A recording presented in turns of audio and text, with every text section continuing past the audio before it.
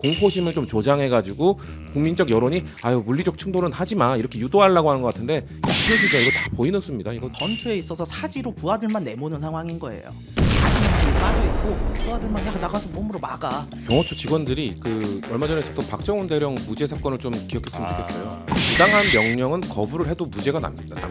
근데 지금 비상계엄 때 부당한 명령을 그냥 부당한 거 아니야라고 해서 다 따랐던 군인들 지금 어떻게 됐죠? 다 줄줄이 구속되고 지금 기소되고 있지 않습니까? 이런 식으로 할 거면요 경호처 직원들 있잖아요. 이분들도 공무집행하는 거잖아요. 자기들 딴에는. 그러면 그분들이야말로 신분증 폐용하고 얼굴 까고 그러고 나서 막으라고 그러십시오.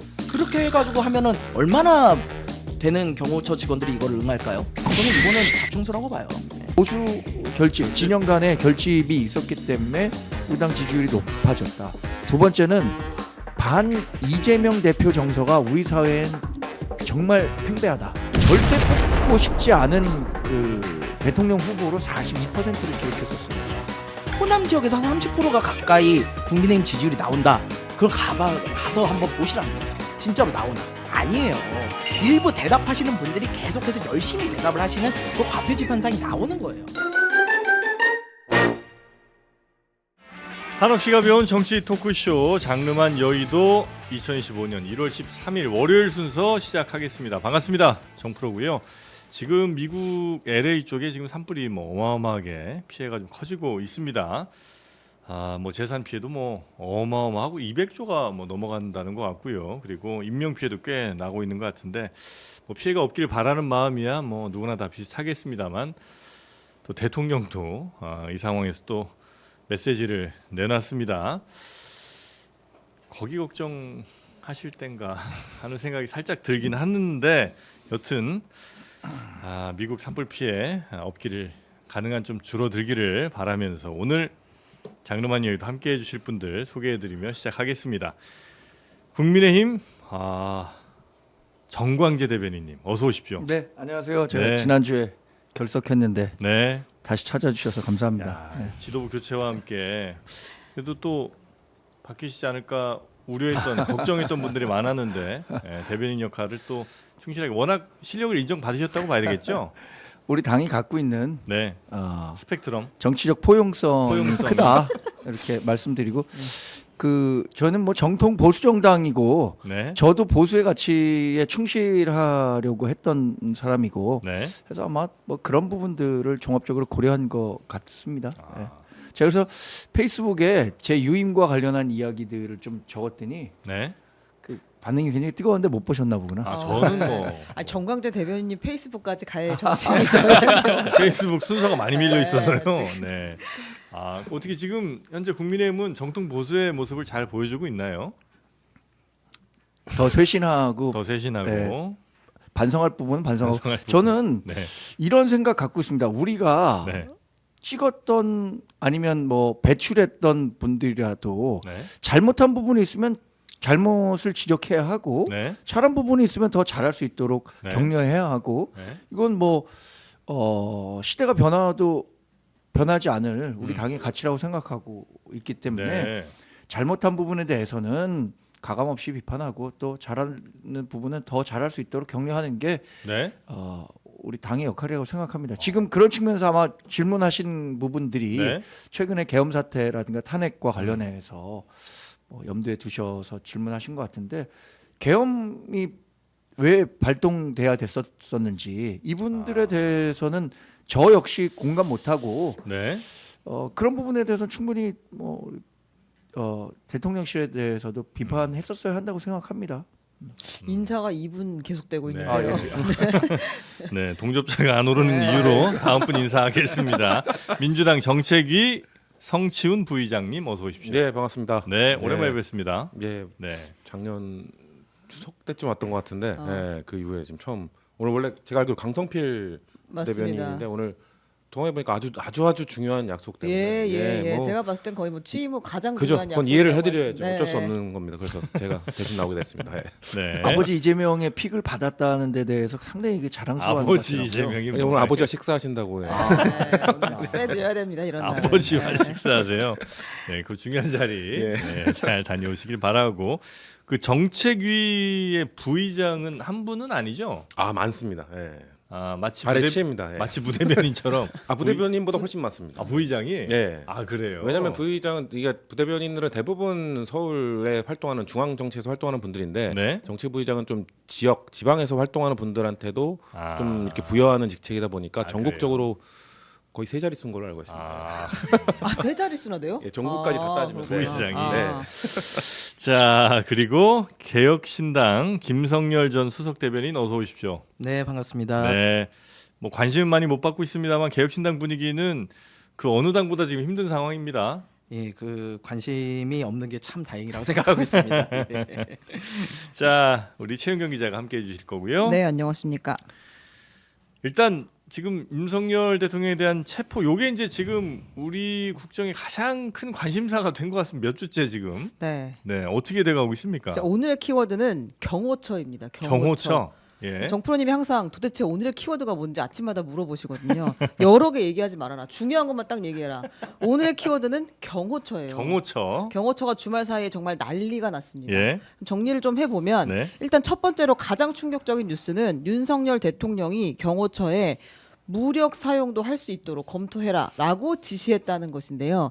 10일이면 금요일이잖아요. 10, 네. 11, 12일 3일 동안 연속 경호처 주요 간부들과 점심을 하면서 예. 내부 분위기를 다잡고 있다라는 이야기가 나오고 있습니다. 아니 그 경호처 그 주요 뭐 지휘관 혹은 뭐 이제 저 임원들이라고 보면 그 네. 사람들과 함께 대통령이 식사하면서 네. 어떻게 해야 된다 이런 얘기를 했다고요? 그래서 3일 연속 밥을 먹고 있다는 건 굉장히 중요한 일이에요. 왜 그렇죠? 아니 왜냐면 일단 윤석열 대통령 먹는 걸 중요하게 생각하시고 그리고 정치하는 분들은 밥 먹으면서 정말 많은 일들을 도모하잖아요. 네. 근데 3일 연속 경호처랑 먹으면서 특히 11일에 김성훈 차장 이하 3급 이상 간부들을 관저로 불러가지고 밥을 네. 먹으면서 체포영장 집행 과정에서 무력 사용을 검토해라라고 지시했다는 이야기가 나왔고요. 네. 그다음에 요거에 대해서 당연히 반발하는 경호처의 내부 분위기도 있었을 텐데 이제 그것도 약간 뭉개는 그런 과정이 있었습니다. 12일 오전 8시에 김성훈 차장이 부장 과장급 불러놓고 회의를 했는데 네. 지금 여기 경호처장이 없잖아요. 그만둬가지고 네. 금요일에 그만뒀는데 네. 차장이 대행을 하면서 회의를 하는데 이제 경호처 수뇌부들 이 소수를 상대로 중간 간부들이 계속 성토했다는 거. 이 뭐 하고 있는 거냐? 우리 다 지금 잡혀가게 하려고 하는 거냐? 네. 체포영장 받아들여야 한다라고 했더니 이제 김성훈 차장이 받아들여야 한다라고 얘기하고 부서 직원 전원 휴가를 지시한 한 부장을 그냥 발령을 내버렸다고 합니다. 그러니까 어떤 부장은 우리 저 직원들 직원들은 이렇게 동원되면 안 된다 해서 네, 다 네. 휴가 보냈더니 그럼 너 대기 발령. 네. 아니, 이게 원래 그 차장이란 사람이 2인자고 이 사람이 실권이 있다 이제 이런 얘기를 지난주에도 좀 많이 전해드렸던 것 같은데 네. 이 사람이 지금 현재 경호처를 사실상뿐 아니라 이제 명목상으로도 그렇죠. 지휘를 하는 거죠. 그렇습니다. 왜냐하면 이제 경호처장이 그만뒀으니까. 네. 근데 이 사람이 굉장히 강경파고. 근데 대통령이 일단 그 어떻게 해라 경호 어떻게 해라는 걸 명령 혹은 뭐 지시 이런 걸 할 수 있는 상황은 지금 아닌 거 아니에요? 그렇죠. 공식적으로는 대통령의 권한 이게 지금 다 뺏긴 상태인 거잖아요. 직무 정지된 상태죠. 직무 하면 안 정지된 되는 상태. 거죠. 근데 이렇게 그럼 밥 먹으면서 그냥 어떻게 했으면 좋겠다는 바람 이야기하는 건 괜찮나? 안 되죠. 그것도 안 네, 되죠. 안 되죠. 왜냐면 네. 이런 일을 하지 말라고 지금 탄핵해 놓은 거거든요. 네. 근데 자기 보호해 달라고 뭐 부탁은 할 수 있겠죠. 개인적으로 야 나 좀 지켜줘. 나 진짜 잡혀가면 안 돼. 뭐 이렇게는 할 수 있겠지만 지침을 내린다 이런 거는 받아서도 안 되고요. 이런 거 하면 직권 남용입니다. 안 되는 거예요. 예. 그래서 이거는 지금 뭐 어느 정도 사실 확인은 거의 다 된 것 같더라고요, 그죠? 네, 경호처 내부에서 나오는 제보들을 확인한 것으로 보입니다. 네. 대통령이 이런 계속되는 뭐 업무 지시 이런 것들은 혹시 우리 정광재 대변인께서는 어떻게? 아니, 원론적으로는 대통령의 직무가 정지됐기 때문에 네. 뭐 경호처에 이것을 뭐 지침으로 내린다라고 하는 것은 뭐 부적절하다고 할 수 있겠죠. 근데 네. 이게 말씀하신 것처럼 이렇게 하라라는 명령의 뭐 지침이었는지 아니면 본인의 의견을 이야기한 건지에 대해서는 글쎄 모르겠어요. 받아들이는 사람이 또 어떻게 받아들였는지 모르겠지만 받아들이는 사람은 그렇게 이야기한 것으로 들었다라고 한다면 뭐 적절하지는 않다고 생각합니다. 근데 이 문제의 본질은 결국에는 대통령에 대한 체포를 최우선순위로 둘 거냐 아니면 수사를 최우선순위로 둘 거냐 결국에는 수사를 위한 체포이기 때문에 네. 우리 당이나 대통령실이나 특히 대통령실은 여러 가지 지금 다른 그 대안들을 제시하고 있는 거잖아요. 네. 수사에 협조할 수 있도록 다른 방안을 모색해달라. 그게 구속영장을 청구하면 네. 법적인 재판 절차에 응하겠다고 했으니까 사실 지금의 그 과정은 법 만능주의, 사실 법치라는 관점에서 본다면 네. 사법부에서 발행한 체포영장을 청구하는 것이 맞지만 네. 법으로 해결할 수 없는 부분들에 대해서 네. 정치적 해결도 가능하다고 생각하는 것 같아요. 그러면 그런 정치적 해결 방안을 모색하는 것도 현실적 대안이 될 수 있다.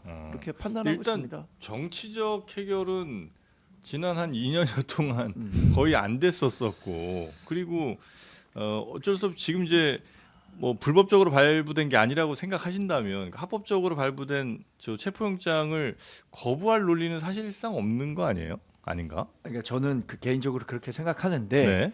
이 재판에 응하는 윤석열 대통령 측은 네. 문제 제기를 계속하고 있는 거잖아요. 공수처가 내란에 대한 수사권이 없다. 그리고 공수처가 발부받은 서울 서부지방법원의 영장 발부는 영장 쇼핑에 가깝기 때문에 적법한 절차에 의한 영장 발부가 된 것이 아니다. 라고 주장할 수도 있겠죠. 이렇게 얘기하고 네. 있는 거예요. 그러니까 그런 흠결들이 있어서 다툼의 네. 여지가 있기 때문에 네. 법적으로 당장 법적으로 내일 모레 해결할 수 있는 거 아니잖아요. 그러니까 그러면 지금 당장 급한 체포라든가 수사는 그 윗단계에서 한번 해보자는 의견을 대통령실에서 갖고 있는 거고 우리 당도 주류의 의견은 그거인 것 같습니다. 아, 주류의 의견이 아니 그런 흠결이 있으면 대한민국 국민 어느 국민이 흠결이 있다고 이런 식으로 저항할 수 있죠? 못합니다. 체포영장이 잘못됐다고 생각하면 그 헌법 12조 그리고 형사소송법 214조 2항에 의해서 체포영장 적부심 신청 청구를 하면 됩니다. 그리고 뭐 이의 신청도 지금 하셨다고 하는데 이의 신청 역시 체포영장이 집행된 이후에 과정을 보니까 이거 뭐 불법적인 요소가 있었다라고 이의 신청을 그 이후에 할 수 있도록 되어 있는 거예요. 네. 대한민국 모든 국민은 이 절차에 왜냐하면 법에 따라서 이 정치적 풀 게 아니라 법에 따라야죠. 법치주의 국가인데 법에 정해진 대로 해야 되는데 대한민국에 딱 하면 윤석열 대통령 혼자서 판단해서 이건 아니네요. 이건 아닌 것 같습니다. 하면서 지금 저항하고 있는 거거든요. 근데 전 정광재 대변인이 말씀하신 다른 방법으로 풀어야 된다고 하면은 소환조사 요구가 처음 왔을 때부터 나는 이러이러한 걸로 좀 다른 데서 조사를 받겠습니다라고 얘기했으면 우리가 인정해주죠. 근데 계속 거부하면서 시간 끌다가 이제 체포영장이 거의 사실 이거 저는 공수처가 들어가서 경찰이 뚫으려고 마음 먹으면 금방 뚫거든요. 네. 마음 먹고 거의 잡힐 위기에 처하니까 갑자기 다른 방식으로 하자라고 결국 그냥 시간 끌려고 하는 걸로밖에 보이지 않는다. 진정성이 하나도 안 보이니까 네. 이거에 대해서 국민들이 비판하는 거라는 걸 좀 알아주셔야 된다는 거죠. 네. 저도 비슷한 생각인데요. 윤석열 대통령에 대해서 어쨌든 현직 대통령에 대한 체포영장 집행이 처음 있는 일이다 보니까 굉장히 주의를 기울이는 건 맞아요. 3번이나 출석해달라고 얘기를 했잖아요. 근데 서류도 안 받고 안 오시겠다고 계속 하셨으니까 어쩔 수 없이 체포영장 집행을 한 거예요. 근데 체포영장에 대해서 지금 이의를 제기하는 게 만약 타당성이 있다면은 국민들도 어느 정도 이해를 하시겠죠. 근데 첫 번째 지금 말씀하신 것 중에 내란죄를 수사할 그 권한이 없다. 내란죄 수사할 권한 없는데요. 우리 문성호 정보사령관 기소됐어요. 기소될 때 어떻게 했냐면요. 검찰이 이거에서 내란죄에 대해서 수사를 할 수 없음에도 불구하고 직권 남용에 대한 수사를 하다가 그거에 대해서 알게 된 내란죄 혐의에 대해서는 가능하다라고 법원이 판단을 했기 때문에 영장도 받아주고 기소까지 한 거예요. 마찬가지입니다. 지금 이 경우도요. 내란죄에 대해서는 하지 못하지만 직권 남용에 대해서 수사를 하다가 같이 발견된 내란죄 혐의에 대해서는 가능한 거예요. 그래서 법원이 영장을 내주는 겁니다. 그리고 서부지법에 대해서 문제 제기를 하셨는데요. 이거는 사실 법원을 쇼핑하는 거예요. 아니 세상 누가 법원이 남부지법에 하면 내가 받아들이고 서부지법에 하면 안 받아들이고 이런 경우가 어디 있습니까? 그리고 서부지법에 한 것도요. 정확한 법적 근거를 가지고 있어요. 왜냐하면은 용산이라는 곳, 그 피의자가 살고 있는 거주지에 대해서 법원을 청구할 수 있어요. 그러다 보니까 용산이 서부지법 관할이다 보니까 청구를 한 거예요. 네. 그래서 이런 내용들이 다 말이 안 되는 내용으로 부당하게 이의를 제기를 하셨기 때문에 법원에서 이의 신청해서 일일이 다 이건 아니다 해준 거예요. 그래서 그 부분에 대한 이견은 더 이상 얘기를 못하는 수준이다라는 말씀을 좀 드리고 싶어요. 네. 근데 한마디만 네, 드리자면 네. 적법한 것과 편법적인 방법 모두 광의를 본다면 법을 이용한 거기 때문에 법 체계 내에서 이루어지기 때문에 네. 사법 체계 내에서 이루어졌다라고 얘기할 수 있어요. 근데 편법은 법을 편의적으로 해석한 거거든요. 그러니까 그걸 재판을 받는 사람 입장에선 편법적이다라고 문제 제기하고 대통령이라는 특수한 신분을 이용해서 그것에 대한 문제 제기를 계속할 때 아까 말씀드린 것처럼 그거를 하루 이틀 내에 풀 수가 없는 상황이어서 그런 대안을 모색해보자는 측면에서 뭐 대통령이 얘기하는 거다. 저는 큰 틀의 사법 체계 내에서 뭐 사법부에서 영장을 발부했기 때문에 네. 대통령이 원론적으로 거기에 응해야 한다고 생각합니다. 그리고 이 부분에 대한 최종 책임은 대통령이 지고 있기 때문에 결국에는 예상해 보건대 정말로 2차 집행이 가시화돼서 물리적 충돌까지 일촉즉발의 위기가 상황이 오면 대통령이 본인이 나올 것이라고 기대를 예상하고 있습니다. 네. 아니, 그 편법적인 거는 뭐 권장되지 않는 게 좋긴 합니다만 네. 그렇다고 편법적이니 나는 불법적으로 대응하겠다는 더 안 되는 거잖아요. 근데 예를 들어 지금 합법적으로 발부받은 물론 이제 편법이라고 이제 주장하시니까 좀 뭐 조금 기술을 썼더라도 그 편법적인 걸 인정하더라도 그 발부받은 합법적인 체포영장을 불법적으로 지금 막고 있는 거 아니에요? 그러니까 이런 상황이 사상 초유의 상황이잖아요. 네. 이런 것들에 대해서 해석을 하지만 재판을 받는 사람들도 충분히 수긍할 수 있을 정도의 네. 상황이 연출돼야 된다라는 얘기를 하고 있는 겁니다. 알겠습니다. 저는 사실 사실 편법이라고 보기도 어렵다라고 하고요. 제가 이 말씀만 드리고 마무리할게요. 예전에 한동훈 대표가 법무부 장관 시절에 이런 말씀하셨던 적이 있어요. 범죄자가 수사기관을 쇼핑하는 게 맞느냐? 그걸 어떤 국민이 이해를 하겠느냐? 요 말씀으로 좀 가름을 하고 싶습니다. 네. 그 경호처 내부에 굉장히 이제 많은 충돌들이 있었잖아요. 이제 1번, 4번 경호처 내 1인자와 4인자, 그다음에 2인자와 3인자가 대결 구도를 지금 갖고 있었다고 봐도 될 것 같은데. 1사인자가 조금 박종준 경호처장은 이제 네. 유화파 네. 1사인자, 그리고 2, 3인자는 아주 강경파인데 네. 상황을 좀 정리를 해드리면 그 박종준 경호처장이 10일 오전 10시에 경찰 조사에 출석하기 전에 금요일 출석하기 전에 경호처 내부에다 지시를 했다는 거예요. 스크럼을 짜라는 이야기들이 있었잖아요. 근데 인간띠 방식으로도 영장 집행을 막지 말아라. 그러니까 이제 경호처장은 전부터 계속 영장 집행 결국에 해야 된다라는 이야기를 했고 네. 저항하지 말고 폭력이 없이 진행될 수 있도록 해라. 조사관 진입 허용하고 대통령 체포 시 경호 차량으로 같이 호송을 해라라고 지시를 했다는 겁니다. 그리고 이 말을 남기고 경찰에 들어간 뒤에 이제 사표를 낸 것인데 네. 이제 본인도 그 얘기를 기자들 앞에서 했어요. 물리적 충돌이나 유혈 사태가 일어나서는 안 된다고 나는 생각을 했다. 라고 이야기하면서 최상목 대통령 권한대행에게도 여러 차례 정부 간 기관 간 중재를 건의를 했고 대통령 변호인단에도 대안을 요청했지만 그에 맞는 답을 얻지 못했다라고 이야기를 했는데 이 박종준 경호처장이 날라가 사표를 내고 난 뒤에 네. 스스로 사표를 내고 난 뒤에 이제 그 밑에 있는 김성훈 차장이 싹 다 그거를 뒤집어 버립니다. 그 지시를 뒤집고 이제 3가지 지시사항을 내렸다고 하는데 매스컴에 노출되게 순찰을 할 것. 매스컴에 노출되게 순찰을 해라? 네, 쉽게 말하면 사진이 찍히도록 행동을 하라는 이야기겠죠. 보여줘라 뭐 이런 거. 보이는 순찰을 해라. 네. 전술복이랑 헬멧 등 복장을 착용하고 있어라. 그리고 실탄을 포함한 화기는 가방에 넣어서 노출되지 않게 휴대해라. 라는 지침을 세우면서 이제 내부를 단속했다. 실탄 포함된 화기를 휴대를 해라. 네.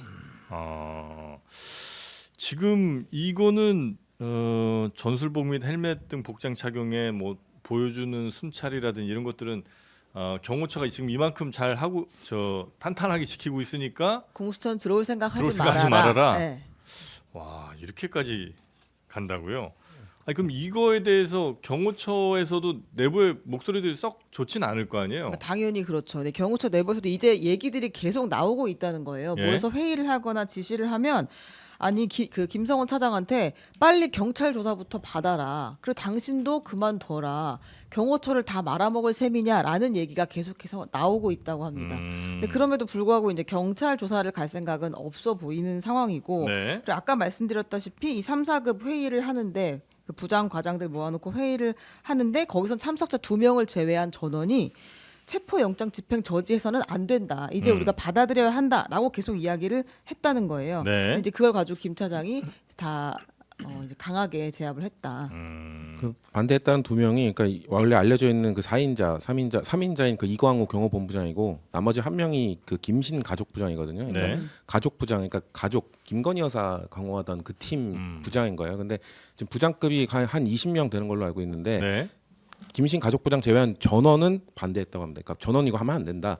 그리고 당신 지금 체포영장 지금 청구됐는데 발부되면 당신 지휘권 없는 것 아니야? 이 얘기까지 지금 나온 상황이고 그리고 지금 이거 무기차고 좀 도로 순찰해라고 하니까 지금 사진 찍혔잖아요. 등에 사실 총기로 보이는 걸 지금 가방 네, 렌체로 네, 도는 네. 거 찍힌 게 저는 이게 경호처가 뭐 단단히 하고 있으니 너네 들어올 생각하지 마가 아니라 네. 그냥 국민들에게 보내는 거예요. 이거 우리 총구도 있고 위험합니다. 경호처가 들어오면 위험합니다.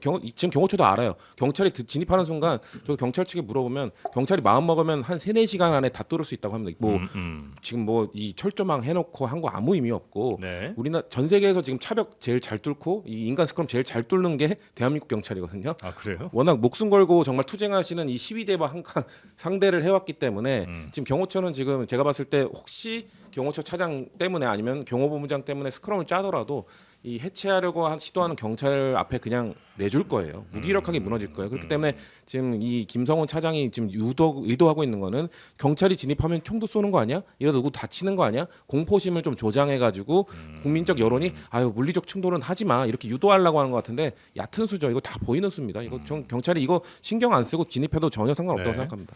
근데 주말이라도 사실 얼마든지 진입할 수 있었을 텐데 또 안 하더라고요. 전 제 생각에는 김성훈 차장 이제 체포영장 발부됐으니까, 네. 그러니까 청구됐으니까 네. 발부되고 김성훈 차장에 대해서 일단 체포하러 들어가면 김성훈 차장은 못 막아요. 그러니까 박종준 차장처럼 체포영장 발부되면 나와야 되거든요. 네. 왜냐면은 경호처 직원들한테 야 대통령 막기 위해서 뭐 인간 방어를 해라고 할 수는 있지만 야 나 체포하러 온다 나 좀 막아줘라면 못해요. 직원들이 안 막아줄 거란 말이에요. 네. 그러니까 본인은 100% 뚫리기 때문에 발부되는 순간 본인이 나오거나 아니면 현장에서 체포될 겁니다. 그렇기 때문에 김성원 차장에 대해서 무력화시키면은 나머지 직원들도 이제 명분이 없어진다는 걸 알기 때문에 그렇기 때문에 약간의 시간을 벌고 있는 것이다. 아마 전 내일 정도 모레 정도 내일로 내일 집행되지 않을까라고 보는데 네. 그게 김성원 차장 무력화를 하고 하려는 걸로 보인다는 거죠.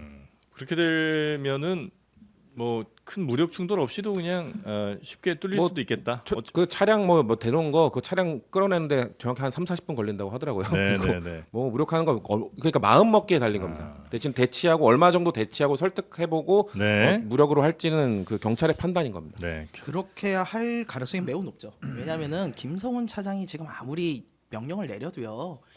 지금 보면은 어떤 상황이냐면은 전투에 있어서 사지로 부하들만 내모는 상황인 거예요. 자신은 뒤에 빠져 있고 부하들만 야 나가서 몸으로 막아. 근데 이거 하면은 특수공무집행 방해 되거든요. 원래 공무집행 방해를 넘어서서 단체가 위험한 물건을 가지고 하면 특수공무집행 방해, 가중처벌이 돼요. 네. 근데 이거를 뻔히 알거든요. 경호처 사람들이 왜 법을 모르겠어요. 박종준 처장이 그만두고 나간 거예요. 저는 뭐 본인이 잘렸다 아니에요. 이거 내비뒀다가는 자기도 지금 잡혀가게 생겼거든요. 그래서 자기도 퇴로를 연 거예요 스스로. 그렇게 해서 나간 건데 김성훈 차장이 아무리 그렇게 얘기한다고 해도 지금 말씀하신 것처럼 회의에서 전체가 다 반대할 정도로 이게 해서는 안 되는 불법적인 일이라는 걸 경호처도 잘 알아요. 네. 그러다 보니까 지금 이렇게 주장하는 김성훈 차장만 없으면 항명죄도 없어지는 거예요. 그러면은 이 경호처의 직원분들이 이걸 두려워할 이유가 없어요. 그렇게 해서 경찰도 김성훈 차장에 대해서 먼저 조치를 하고 그러면은 경호처도 퇴로를 열어주는 경호처가 열어줄 명분을 주는 거예요. 네. 정당한 법 집행에 대해서 그렇게 하려는 시도라고 보이는 상황입니다. 네. 저는 그 이번에 일련의 사태를 보면서 영화 남한산성 있잖아요. 남한산성 이병헌 네, 씨 다시 나왔던 한번 김윤석. 보실 것을 권해드립니다. 거기 보면 네. 남한산성이 이제 병자호란 때 네.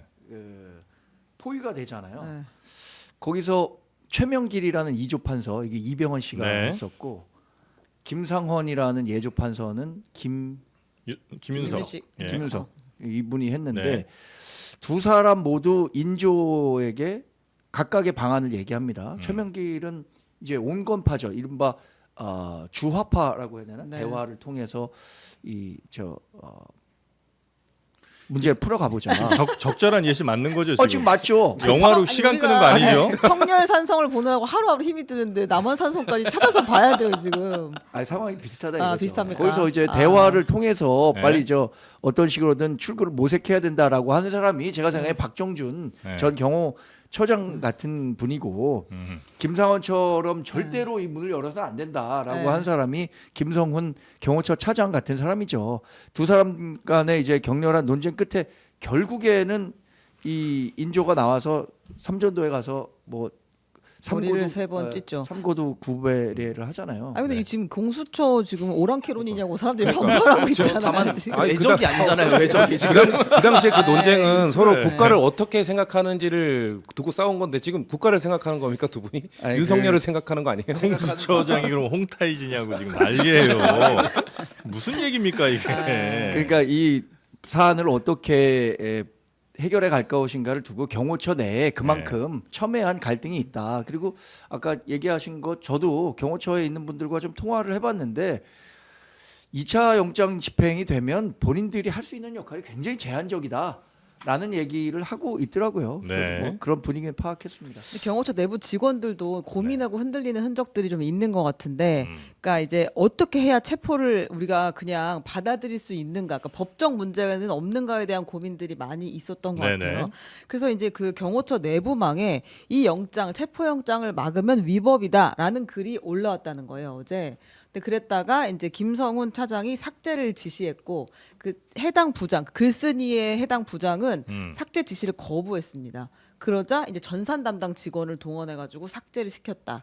근데 이제 반발이 너무 거세지니까 다시 글을 복원했다. 이제 이런 일도 있었는데요. 네. 경호처 내부 직원들 사이에서 이걸 돌려봤다는 거예요. 마치 이제 불온서적을 보듯이 몰래 우리가 이걸 막으면 안 되는 거 맞지? 그러니까 이제는 받아들여야 되는 거 맞지? 당연히 다들 지금 내가 어떤 일을 어떻게 행동을 해야 되는지 정당한 일이 무엇인지에 대한 고민이 있을 거잖아요. 네, 그런 상황이 내부에 있다. 경호처가 입틀막을 하도 자주 하다 보니까 내부에서도 입틀막을 좀 하려고 그랬던 거죠. 근데 그렇다고 그래가지고 그 법적인 판단들이 안 되지 않아요. 누구나 압니다. 법원에서 정당하게 발부된 영장을 막으면 안 된다는 거는요. 그래서 경호처 내부에서도 이런 동요는 있을 수밖에 없다. 네. 김성훈 차장이 처리되는 순간 좀 쉽게 좀 되지 않을까 예상을 하고 있습니다. 저는 짧게만 말씀드리면 경호처 직원들이 그 얼마 전에 있었던 박정훈 대령 무죄 사건을 좀 기억했으면 좋겠어요. 그러니까 부당한 명령은 거부를 해도 무죄가 납니다. 네네네. 근데 지금 비상계엄 때 부당한 명령을 그냥 부당한 거 아니야라면서 다 따랐던 군인들 지금 어떻게 됐죠? 다 줄줄이 구속되고 지금 기소되고 있지 않습니까? 이런 일련의 과정들을 보면서 경호처 직원들이 이건 부당한 명령이다라고 생각하면 저항해도 됩니다. 네. 그게 공무원 행동 강령에 법으로 나와 있어요. 제 4조에 보면은 상관에 위법한 지시에 대해서는 따르지 않도록 되어 있습니다. 네. 자, 그리고 이 경호처를 뚫고 들어가야 되는 공수처는 언제쯤 갈 거라는 예측이 지금 좀 나오고 있습니까? 공수처가 어제 공문을 보냈습니다. 또 공문을 보냈어요. 네, 공문 좋아요. 공문 되게 중요하게 생각하는 것 같은데 명분. 국방부와 경호처에다가 체포영장 집행 협조 공문을 어제 발송을 했다. 그 말은 곧 들어가겠다라는 이야기와도 같은 것 같아요. 그러면서 공수처에서 이제 조금 이번에 세게 나왔습니다. 대통령 경호처가 관저 주변에 설치한 철창, 차벽 이런 거 장애물을 철거하는 데 드는 비용 경호처에게 사후 청구하겠어. 이렇게 이야기를 했고 또 이제 경호처와 수사팀 사이의 몸싸움으로 혹시 부상자라도 생기면 민사상 손해배상 소송을 제기하는 방안도 검토하겠어. 이렇게 이야기를 했습니다. 그래요. 하여튼 뭐 물리적인 충돌 혹시라도 생겨서 만약에 우리 저 직원들 다치기라도 하면 당신들이 그거 물어내야 된다. 네. 뭐 이런 얘기까지 했다는 거죠. 곧 들어간다. 네, 그런데 이제 윤석열 측도 가만히 있진 않았습니다. 오늘 또 입장을 발표를 했는데요.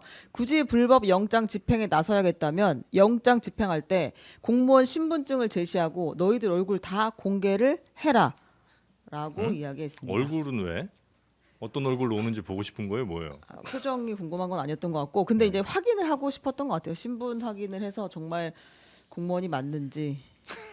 근데 공무원도 아닌 사람이 거기까지 갈까 싶긴 한데 정확한 의도는 잘 부담 주려는 모르겠습니다. 거죠. 예, 부담 주려는 거예요. 얼굴 공개해서 또 좌표 찍어가지고 판사들 조리돌림 하듯이 네. 그렇게 하겠다는 건데 이런 식으로 할 거면요 반대로 해야 돼요. 경호처 직원들 있잖아요. 네. 이분들도 공무집행하는 거잖아요. 네. 자기들 딴에는. 네. 그러면 그분들이야말로 신분증 폐용하고 얼굴 까고 그러고 나서 막으라고 그러십시오. 예, 그래야 될 거 아닙니까? 그렇게 해가지고 하면은 얼마나 되는 경호처 직원들이 이거를 응할까요? 저는 이거는 자충수라고 봐요. 예. 사실 1차 저항 때도 군인들 사병 불법으로 동원했다고 좀 밝혀지고 있잖아요. 드러나고 있는데 그때 원래 그 사람들 복장에 있는 붙여야 되는 패치 같은 거 다 떼도록 하고 그러니까 신분이 노출되지 않도록 왜냐면 자기들도 아는 거예요. 불법적이라는 걸. 그러니까 네. 자기들도 불법적인 방법을 동원해서 했으면 그러니까 윤곽근 변호사가 이걸 말하는 건 결국 자기들 자충수도 되지만 시간을 어떻게든 조금이라도 더 끌어보려는 그냥 수작에 불과하다. 아니 근데 시간을 그렇게 끌면 얻을 수 있는 건 뭐예요 도대체? 윤 대통령이 윤석열 판단하는. 대통령의 지금 기조는 딱 하나예요. 무조건 시간 끌기. 왜냐면 왜? 탄핵 심판은 탄핵 열차는 출발했잖아요. 예? 탄핵 심판은 출발한 상황에서 4월 18일까지 최대한 수사에 형사법적인 수사에 응하지 않으면서 예? 시간을 끌어주면 그 탄핵 심판할 때 원래 이 내란죄 관련 이 수사를 하는 자료들을 요청해서 봤거든요. 근데 지금 요청하면 지금 수사가 시작이 안 됐으니까 못 봤잖아요. 네. 그러니까 최대한 좀 수사 자료가 부족한 상태에서 탄핵 심판이 이루어지도록 해서 최대한 이 헌법재판소로 하여금 시간을 4월 18일 넘기고 싶은 거예요. 4월 18일 넘기게 되면 어떻게 됩니까? 2명이 퇴임하면 또 다시 6인 체제 되거든요. 아, 희망을 걸어볼 수 있다. 그러면 제가 최대한 시간 끌어가지고 어떻게든 늦게 받고 헌법재판소의 판결에도 영향을 주려는 수작에 불과한 거기 때문에 그냥 지금 뭐 법적인 내용 다 내기하고 있는 것 같지만 그냥 내란죄 관련 이 형사법 관련 수사를 네. 최대한 그냥 늦추려는 게 무조건 영순위 목적이다. 그러니까 지금 다 그냥 왜 이렇게까지 하지? 그냥 늦추려는 목적 하나밖에 없는 아니, 겁니다. 지금 이 탄핵 상황 혹은 뭐 권한대행 전성시대를 계속해서 올해 모든 부처가 지금 다 권한대행들이 한두 개씩 다 들어가 있는 것 같은데 이게 정상적인 상황은 아니잖아요. 빨리 좀 정리하고 우리도 좀 정상 국가로 가야 되지 않을까 하는 생각이 좀 드는데. 그 시간 끌기라고 하는데 네. 저는 4월 18일 이전에 탄핵 재판이 마무리될 것이라고 생각하고 있습니다. 뭐 그렇겠죠. 저뿐만 아니라 예. 모든 사람들이 왜냐면 그 이후에는 말씀하신 것처럼 2명이 대통령이 임명한 헌법재판관 몫이기 때문에 이 두 자리는 절대 채울 수가 없거든요. 권한 네, 대행이. 네. 그렇기 때문에 헌법재판소에서 4월 18일 이전에 할 거고 그래서 이 재판 그러니까 이 내란 수사와 관련한 형사적인 부분이 지연된다고 하더라도 결국에는 타임라인은 4월 18일에 맞춰져 있다고 봐야 돼요. 네. 그래서 제가 오늘 방송에서 어쩌면 그 많은 사람들이 예상한 것처럼 시간은 윤석열 대통령 편이 아니라 민주당 편일 가능성이 크다라고 얘기하는 분들이 많다. 이렇게 얘기했더니 또 전혀 그분이 저를 막 저격해갖고 네. 야 어떻게 당 대변인이 저런 얘기를 할 수 있냐라고 하는데 저는 많은 사람들이 그런 얘기를 하고 있다는 거를 전달한 건데 네. 이 내란 수사와 관련한 형사 소송은요 네. 앞으로 2, 3년 걸릴 수도 있어요. 형사적인 그 재판은 3심까지 가야 되거든요. 그럴 수 있겠죠. 예. 그래서 결국에는 민주당도 그렇고 사법당국도 그렇고 탄핵 재판에 집중해서 헌법재판소의 판결을 이끌어내는 것이 더 유효한 전략이지 지금 체포를 한 해 만에 이거보다 다른 쪽에 더 집중하는 게 좋겠다는 생각을 갖고 있습니다. 저는. 아니 뭐 탄핵 심판 집중한다고 해서 형사 재판을 좀 미루거나 이럴 필요가 꼭 있는 거는 아니지 않나요? 아니 이게 그러니까 사회적인 갈등이라든가 네. 국론 분열이라든가 어떤 네. 우리 국가적인 위기 상황으로 가고 있는 거잖아요. 이 탄핵에 반대하느냐 찬성하느냐 이 사람들 간의 갈등이 네. 결국에는 지금 체포를 두고 폭발하고 있는 거거든요. 아까 말씀드린 것처럼 체포가 본질이 아니니까 수사나 재판이 어떻게 이루어지는 게 본질이니까 이런 부분들은 좀 탄핵 재판 이후로 아니 그럼 탄핵의 그러면 저 체포 안 하면 탄핵에 대해서는 찬성해요? 그건 아닐 거 아니에요. 누가요? 그러니까 예를 들어 지금 시위하시는 분들이 탄핵과 관련해서는 헌법재판소에서 판단하는 거죠. 시위를 하는 찬반 그거와 상관없이 헌법재판소가 마지막 고유 권한을 이용해서 이게 탄핵이 돼야 되는 사유다 아니다라고 판단해 길게 얘기할 주면 건 아닌데 네. 그만 물어봤어요. 곤란한데 지금 아, 여기 한쪽에는 전용님 있고 전용원이 여기 한쪽에는 있어요, 악플이 지금. 있어 보고 계실 지금 거라고, 말을 전용원이 못하는데. 지금. 아, 죄송합니다. 그만 물어봅니다. 아, 우리 정강재 대변인 설 자리가 고생이 많아요 지금. 예. 저도 정광재 대변인 참 존경하고 그러는데 제가 오늘 어쩔 수 없이 반박을 좀 하게 네. 되는데요. 이게 탄핵에 관련해서는 네. 저도 형사 재판을 연루시키는 게 별로 좋지는 않다고 봐요. 왜냐하면은 탄핵은 이미 위헌적인 요소가 너무 많이 준비가 되어 있어요. 그래서 네. 굳이 내란죄를 안 따져도 되는데 문제는 왜 체포를 해야 되느냐? 계속해서 선전선동이 일어나고 있기 때문이에요. 외신들 모아가지고 뭐라고 그랬습니까? 예? 그리고 지금 유튜버들에게 지금 계속 얘기하고 있대잖아요. 그래서 자꾸 나라를 혼란에 빠뜨리고 있잖아요. 내란죄는요, 예비죄도 처벌을 받고요, 음모죄도 처벌을 받아요. 선전선동도 처벌을 받는다고요. 그런 굉장히 위험한 일을 계속해서 범죄 행위가 발생을 하고 있는 거예요. 그러기 때문에 체포를 할 수밖에 없다. 이거 모든 국민들 그렇게 생각하실 거예요. 네. 자, 이것은 이제 공수처에게 맡겨 보고요. 네. 탄핵 이야기를 좀 해보려고 하는데 내일 탄핵 그 관련한 첫 변론기일이 열립니다. 그런데 원래는 이제 윤석열 대통령이 나오겠다고 했었죠, 처음에는. 네. 그랬는데 결국엔 안 나오겠다라고 입장을 밝혔어요. 신변 안전 불상사가 우려된다. 내 경호 문제가 해결이 되어야 나갈 수 있다라고 했거든요. 경호 문제가 해결이 돼야 된다? 네. 그런 거 경호처가 잘 알아서 해주면 되잖아요. 체포될까봐. 네, 나갔다가 체포될까봐 못 나오겠다고 이제 우리가 이해를 하면 되는 갑줄을 거예요. 넣어서 해석을 하면 되는데 또 그런 상황이고요. 네. 그러면 이제 첫날 당사자가 나오지 않으면 재판은 그냥 양쪽 입장 정도만 얘기하고 끝나게 되고 그 다음부터 16일부터 본격 탄핵 심판이 진행된다. 그땐 출석하건 그러면 말건 그냥 쭉 가는 거죠. 상관없습니다. 네. 자 그렇게 이제 재판은 아마 속도가 꽤 이씨 아마 진행이 되는 것 같은 느낌이던데 그렇죠? 뭐 빠르게 헌재에서도 진행- 의지가 네. 좀 있는 것 같고. 그렇죠. 빠르게 진행될 겁니다. 왜냐하면 네. 지금 이 공백 상태가 길어진다고 해서 좋은 거는 윤석열 대통령밖에 없거든요. 그렇기 때문에 대한민국 전체를 생각했을 때는 헌법재판소가 좀 책임감을 갖고 빨리 진행할 의지를 지금 보여주고 있는 거고. 네. 5번 일단 정해놨잖아요. 14일. 근데 첫 번째는 그 안 나가면 그냥 바로 아까 말씀하신 것처럼 빠르게 종료가 되기 때문에 윤석열 대통령이 출석할 의지가 있다 하더라도 첫 번째는 무조건 패스하죠. 여기 헌법재판소의 탄핵 심판 역시 지연이 최우선입니다. 윤석열 대통령이 지금 추구하고 있는 전략은 네. 최대한 시간 끌기 위해서 첫 번째는 안 나갈 거고. 근데 나가긴 할 겁니다. 왜냐하면 본인이 적극적으로 좀 하고 싶어 하고 그리고 헌법재판관들이 보는 게 또 뭐냐면 이 피의자, 이 탄핵 대상이 된 사람이 얼마나 적극적으로 헌법 수호의 의지가 있는지도 보거든요. 네. 태도가 불성실한 것 역시 이 탄핵 심판에 또 근거로서 작용을 합니다. 그렇기 때문에 좀 성실하게 임하는 모습을 보여주고 싶기 때문에 나오려고 네. 할 텐데, 근데 지금 뭐 본인이 체포될까봐 두려워서 못 나오고 있는 사람이 과연, 그리고 지금 아까 말씀드린 이 체포영장을 거부하는 과정에서 온갖 헌법 유린을 하고 있는 겁니다. 법에 나와 있는 절차가 아니라는 거 제가 말씀드렸잖아요. 네. 그런 과정들 다 역시 형사 재판을 좀 미룰 수 있을지 모르겠지만 헌법재판소 다 보고 있거든요. 네. 아, 이 사람은 헌법 수호의 의지가 없구나. 박근혜 대통령 탄핵 그 인용문에도 마지막 문단에 그게 있어요. 이 사람은 거짓 사과를 하고 헌법을 수호할 의지가 없기 때문에 파면한다라고 나와 있어요. 그렇기 네. 때문에 전 윤석열 대통령이 지금 보이는 이 체포 거부 이 행동 역시 본인이 탄핵되는데 아주 주요한 근거로 작용될 거라고 좀 봅니다. 알겠습니다. 혹시 우리 저 최은경 기자께서 네. 이번 탄핵 심판의 주요 쟁점되는 거 우리가 좀 약간 잊었을 수도 있으니까 네, 네. 몇 개만 좀 정리해 주신다면요. 헌재에서 5가지를 판단할 텐데 네. 계엄 선포 과정에서의 위헌성, 그다음에 포고령 1호 발표의 위헌성, 군대와 경찰을 동원한 국회 활동 방해의 위헌성, 네. 군대를 동원해서 영장 없이 선관위를 압수수색한 그것의 위헌성, 그다음에 법조인 체포 지시를 한 것의 위헌성을 다뤄보겠다고 했습니다. 이거 어렵진 그러니까 우리 이제 물론 저는 법률 전문가가 아니니까 네. 심플할 것 같은데 느낌은. 왜냐면 이제 이건 우리가 생중계로 다 봤잖아요. 그렇죠. 이게 이제 헌법에 위배되느냐 안 되느냐를 이제 판단한다는 건데 아주 어렵진 않은 문제 같은 느낌은 살짝 듭니다만 굉장히 어려운가요 혹시? 세상에 쉬운 일이 어디 있습니까? 아 세상에 쉬운 네, 일 없죠. 세상에 맞아. 쉬운 일 없고요. 제가 너무 쉽게 생각했네. 대답하기도 어려우시죠.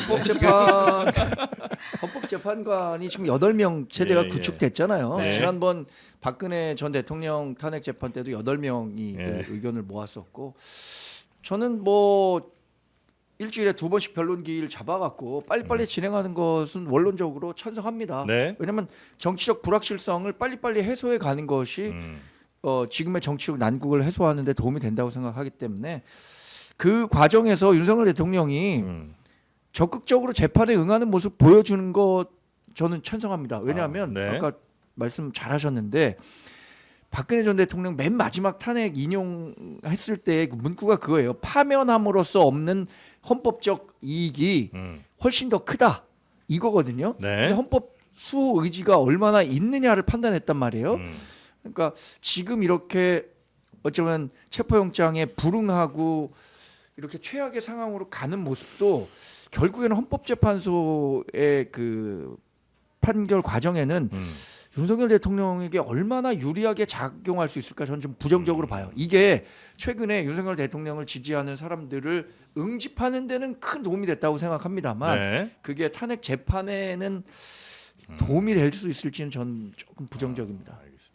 원래 재판이라는 게 네. 시간이 걸리려면요 양측의 이야기를 다 들어봐야 되기 때문에 사실 시간이 걸려요. 네. 근데 지금 이 상황은요 사실은 윤석열 씨 측의 변호 이야기만 들으면 돼요. 왜냐하면은 공소 사실이나 이런 게 사실은 현행범이에요. 우리 다 봤잖아요. 국회 군대 들어가는 거 봤고 국회의원들 못 들어가게 하는 거 봤고 포고령 1호 봤고 다 현행범이기 때문에 공소 사실에 그걸 따질 그게 없어요. 그렇기 때문에 그냥 변명만 들어주면 되고 방어권만 최대한 해주면 되는 거예요. 그리고 지금 방어권에 대해서는 헌재가 상당히 인내를 발휘해가지고 여러 차례 해주고 있어요. 서류 안 받아도 계속 해줬잖아요. 그렇게 해가지고 방어권 최대한 보장해주고 있기 때문에 이거에 대해서는 오래 끌 내용이 없다. 그러니까 이제 심플하다. 그 일을 했냐 안 했냐의 문제가 아니라 그 한 일이 이제 헌법에 위배가 되냐 안 되냐 이제 네. 이 문제일 텐데 예. 그거 해석하는 데는 뭐 또 쉬운 문제가 없다고 하시니까 아니 이거 저는 쉬운 문제라고 봐요. 이거 헌법 위반, 위헌 위법적인 비상계엄이라는 거는 100%입니다. 뭐 100% 수렴합니다. 그러니까 네. 이거를 저는 어렵다고 보지는 않은데, 네. 근데 문제는 탄핵의 요건은 법과 헌법의 위반이 아니라 법과 헌법에 대한 중대한 위반이거든요. 근데 중대한의 기준이 없어요. 지금까지 그 우리나라 법률에 중대한이 어느 정도인가 기준이 없는데 네. 두 번의 탄핵 심판을 하면서 중대한이 어떻게 되어 있냐, 주권자들이 선택한 공직자를 파면할 정도인가로 지금 헌법재판관들이 지금 과거에 그렇게 정의를 좀 해왔거든요. 그러니까 윤석열 대통령이 왜 이러고 있느냐, 대체 보수 결집을 왜 이렇게 유도하고 있느냐, 최대한 한 30%? 이 보수 결집을 어떻게든 만들어내면 헌법재판소가 30%의 국민들은 결집해서 뭔가 이게 정당하다고 하고 있네. 이거 파면할 정도가 아니라고 주장하고 있는 건가라고 생각해주길 바라는 건데 희망사항이라는 거죠. 이거 안 될 희망사항이다. 겁니다. 왜냐하면 헌법재판소도 그렇게 단순한 사람들이 아니잖아요. 네, 그 30%에 응집했다 하더라도 이 사람의 헌법소 의지가 없다는 걸 훨씬 더 크게 볼 거기 때문에 네. 그런 국민들이 이 결집하는 모습 보면서 걱정하실 것 같은데 걱정 안 하셔도 된다. 저는 100% 파면될 거라고 봅니다. 그러니까 그 중대한이라는 게 결국에는 이런 거죠. 국회에 군대를 투입했잖아요. 총든 군대를 갖다 집어넣고 뭐라 그랬습니까? 문 부셔서라도 끌어내. 그리고 체포해. 막 이랬잖아요. 그거보다 중대한 게 어디 있어요? 저는 이거는 기준점이 정해졌다고 생각을 해요. 그래서 헌재에서 이거에 대해서 달리 판단할 여지가 전혀 없다라는 걸 사실은 윤석열 측도 알고 있다고 생각을 해요. 그러니까 시간 끌기에 나서는 것뿐이다. 네. 이렇게 봅니다.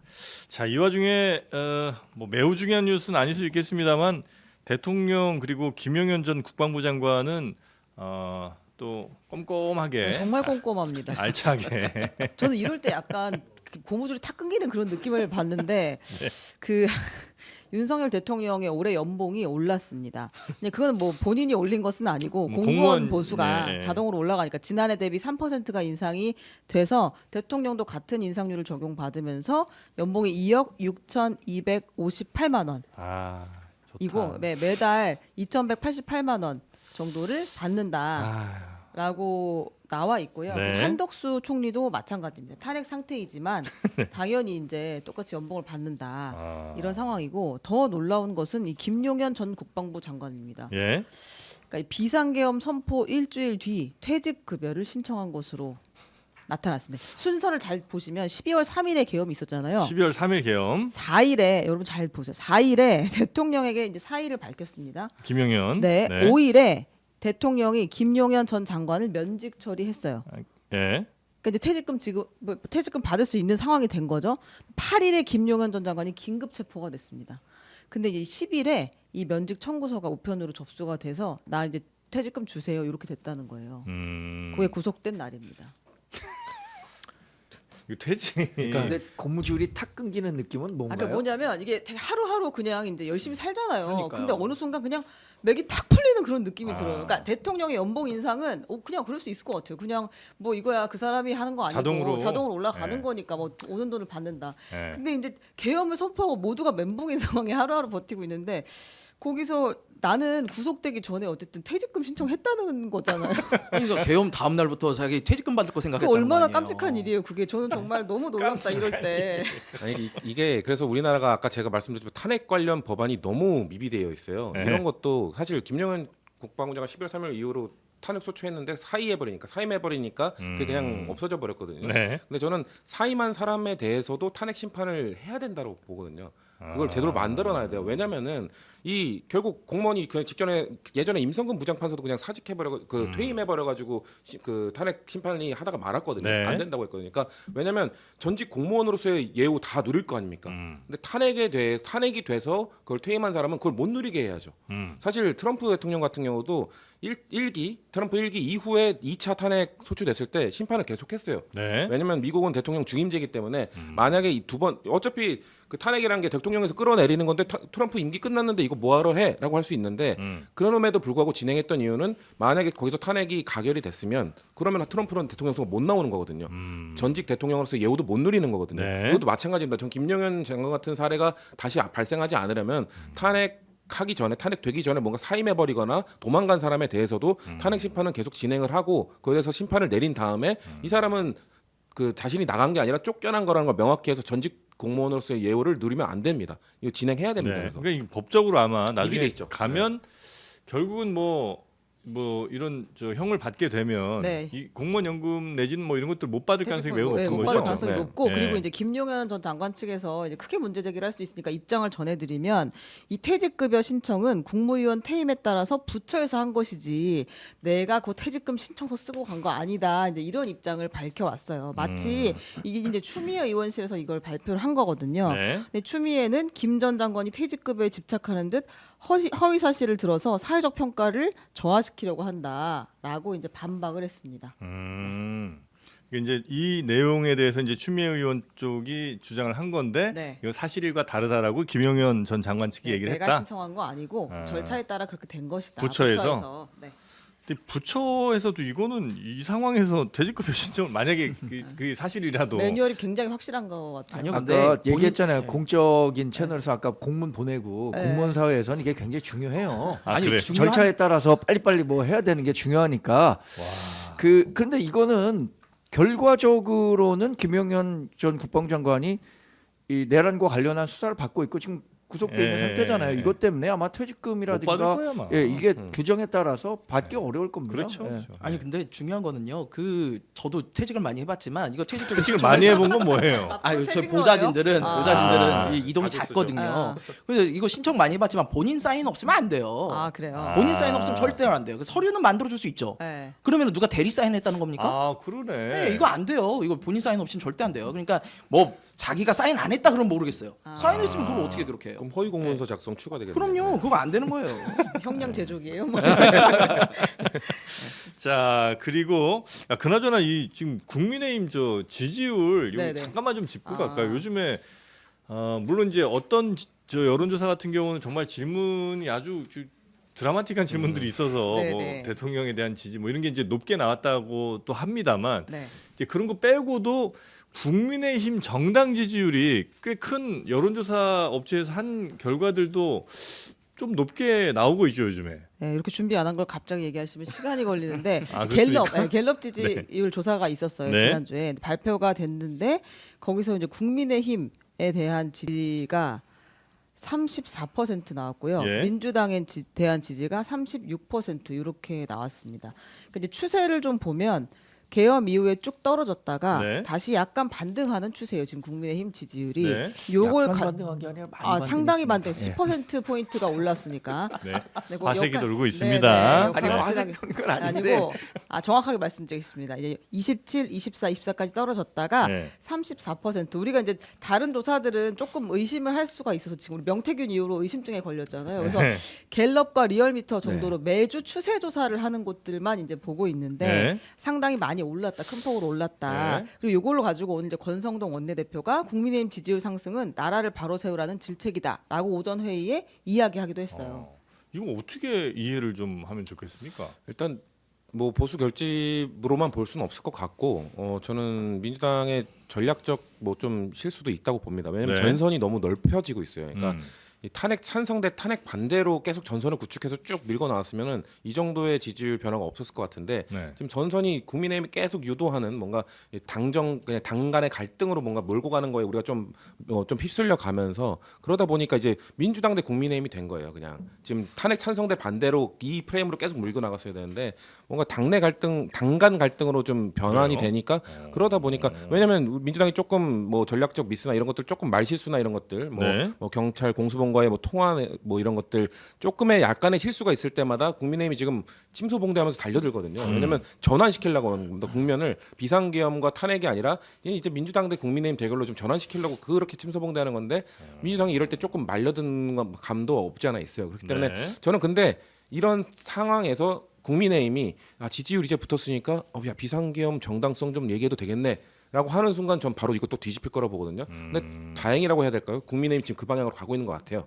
지금 어이? 뭔가 비상계엄 정당에 따른 극우 아니요. 유튜버들의 말은 정강재 대변인 같은 훌륭한 분 말고는 네. 대부분이 뭐 지금 뭐 비상계엄 할 만하지. 야 맞을 짓 했잖아. 야 너 민주당이 맞을 짓 했으니까 때린 거지. 약간 왜 이런 비상계엄까지 갔겠냐? 그냥 대통령이. 이런 식의 얘기를 슬금슬금 지금 하고 있어요. 그러니까 이런 위험한 발언들을 점점 이 지지율에 힘입어서 하고 있는데 그러면은 전 그 발언이 커질수록 국민의힘 이 회복한 지지율 다시 떨어질 거고 그때 민주당이 또 이 비상계엄과 이 탄핵으로 프레임 전환을 다시 또 제대로 하면은 저는 이거 다시 지지율 변화 있을 거라고 봅니다. 네. 저도 몇 가지 해석을 그럼 말씀드리겠습니다. 네. 아까 뭐 비상계엄과 관련해 갖고 우리 정당이 뭐 정당성을 지지자들에게 설명하려고 한다. 이거는 뭐 우리 당의 스펙트럼 가운데 일부 의원들이 얘기할 수는 있지만 우리 당이 갖고 있는 전반적인 정서는 아니라는 점을 말씀드리고요. 첫 번째는 이제 대통령 지지와 관련해서 네. 과거에는 직무평가에 대한 긍정평가, 부정평가 이거였는데 그러니까 대통령으로서 이 일을 잘하느냐 못하느냐에 대해서는 상당히 부정적인 평가를 할 수 있었다고 봐요. 네. 근데 그 계엄 이후에는 윤석열 대통령을 지지하느냐 안 하느냐 이게 일종의 진영 간의 싸움으로 갔기 때문에 진영 지지율이 올라왔다 이렇게는 해석할 수 있을 것 같아요. 네. 윤석열 대통령에 대한 지지율이 높아졌다는 건 대통령의 직무평가 지지율과는 다르다 이거고 또 하나는 우리 당의 지지율이 왜 올랐느냐 부분은 말씀하신 것처럼 보수 결집 진영 간의 결집이 있었기 때문에 우리 당 지지율이 높아졌다. 두 번째는 반 이재명 대표 정서가 우리 사회엔 정말 팽배하다. 이재명 대표가 아마 여긴 그 여론조사 좀 쉽게 얘기해도 되죠.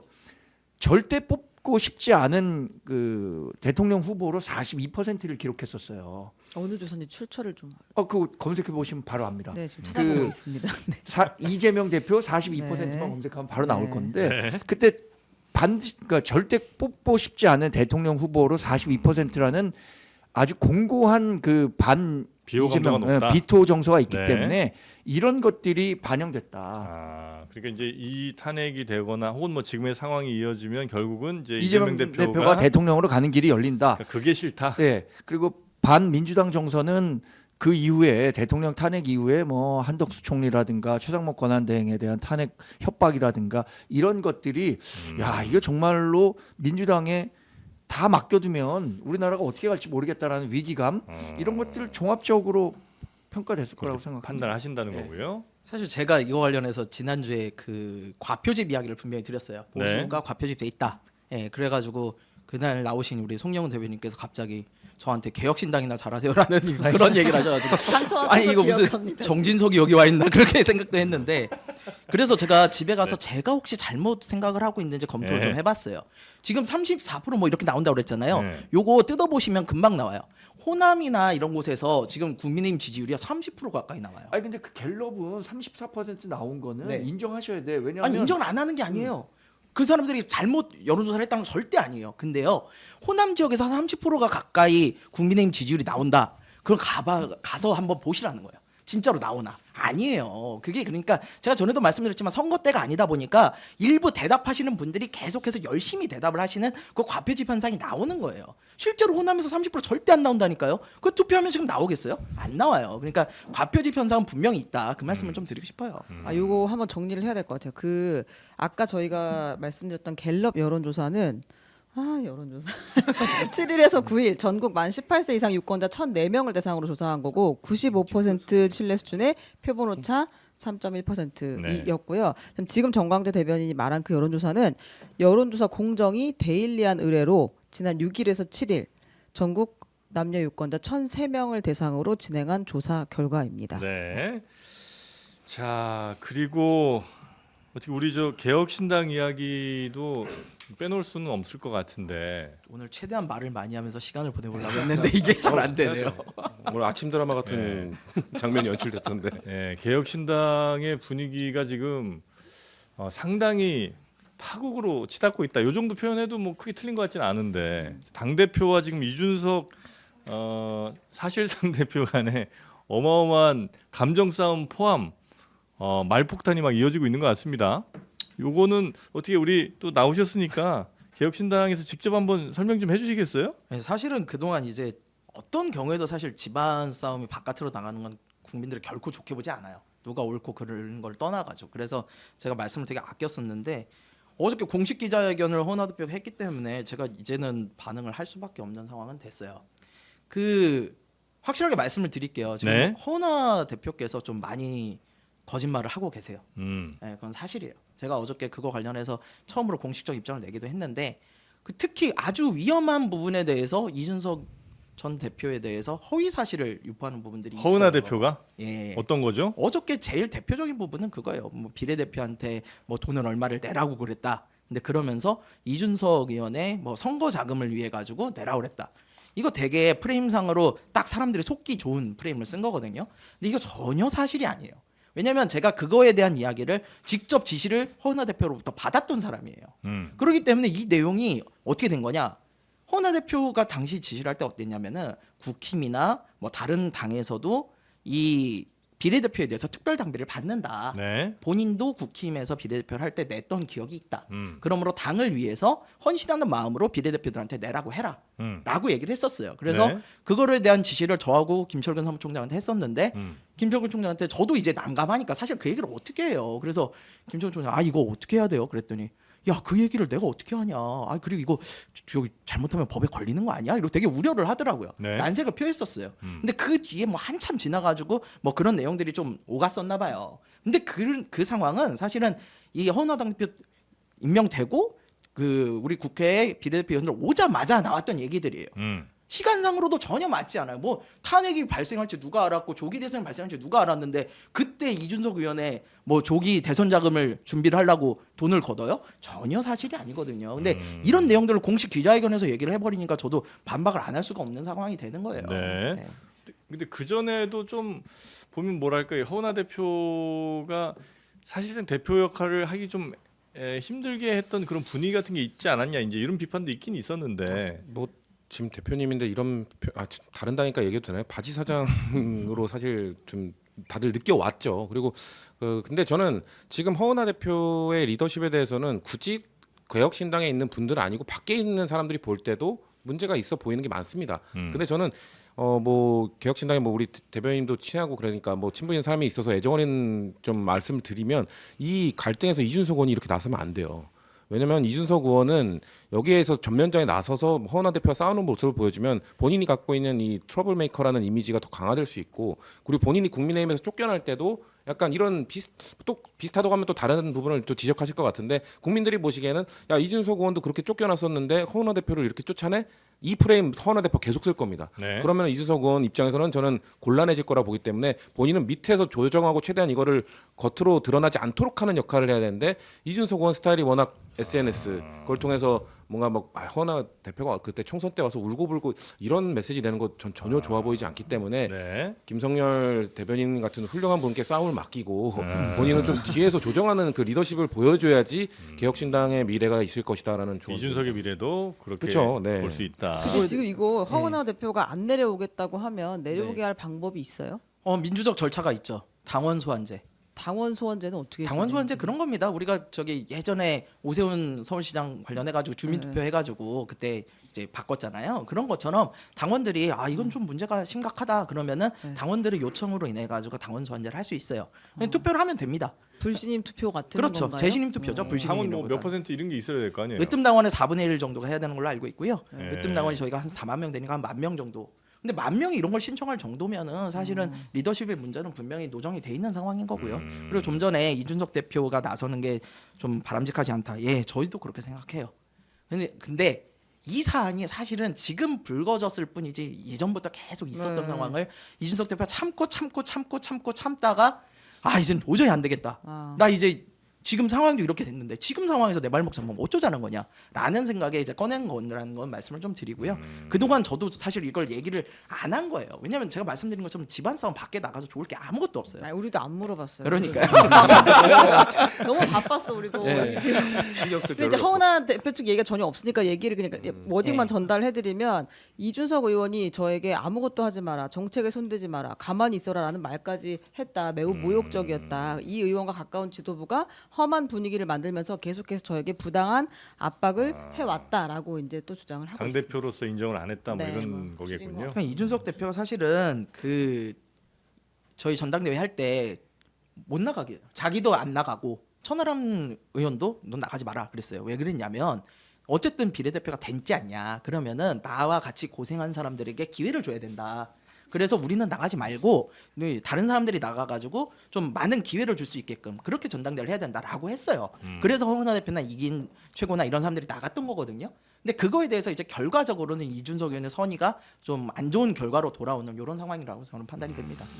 저도 딱 한 말씀만 드리면 네. 제가 이준석 전 대표와 관련한 이야기를 하면 이게 또 유명 뭐 이렇게 막 짤이 만들어지는데 전 이준석 의원 되게 좋아해요. 제가 앵커 시절에 패널로 정말 명패널이었고 네. 다들 좋아하세요. 보통 근데- 이런 이야기는 욕하기 전에 하는 근데 쇼츠에는 요건 안 들어갑니다. 아니 근데 우리 저 성치훈 정책위 부의장이 진짜 좋으신 말씀한 거예요. 네. 이준석 의원이 네. 여기에 참전하면 안 됐다고 생각해요. 아. 왜냐하면 정치권에서는 본인의 체급을 높여서 체급이 높은 사람과 싸우면은 자신의 체급도 올라가는데 네. 본인의 체급을 낮춰서 싸우려고 하면은 그 정치적인 무게감이 또 떨어지거든요. 그러니까 지금의 상황에서 본다면 누가 보더라도 이준석 의원이 정치적 무게감이 훨씬 크잖아요.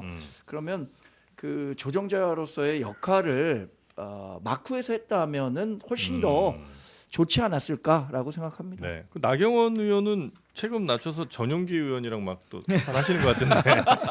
그건 저희가 내일 전달 네, 내일 좀 다시 전해드리도록 하도록 하겠습니다. 네, 네.